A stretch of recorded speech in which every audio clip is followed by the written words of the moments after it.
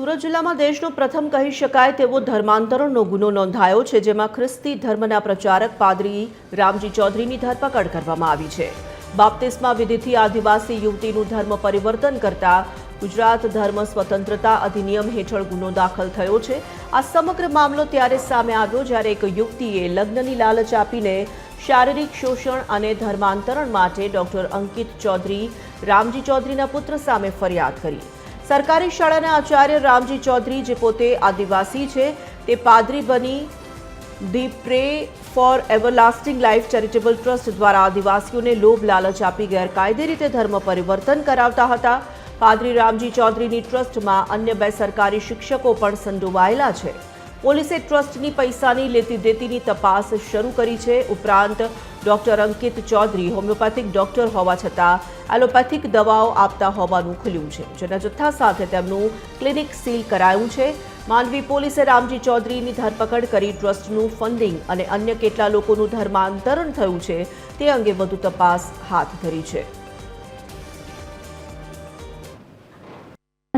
લગ્નની લાલચ આપીને મારી સાથે શારીરિક સંબંધ બાંધ્યા।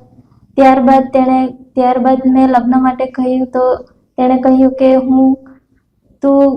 તારે ધર્મ પરિવર્તન કરવું પડશે, તું હિન્દુમાંથી ખ્રિસ્તી બની જાય તો જ હું તારી સાથે લગ્ન કરીશ એવી લાલચ આપી।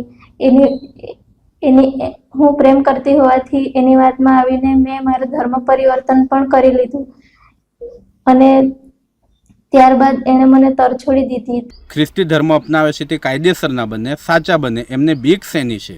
એટલે અમારે દેવ બિરસા સેના થકી અમારી એક જ માંગ છે કે અમે કોઈનો વિરોધ નથી કરતા, પરંતુ તમે કાયદેસર રીતે અને સાચા ખ્રિસ્તી બનો અને તમે તમારા સરકારી ચોપડામાં કાયદેસર રીતેની નોંધણી કરો અને ખ્રિસ્તી ધર્મ પાળો।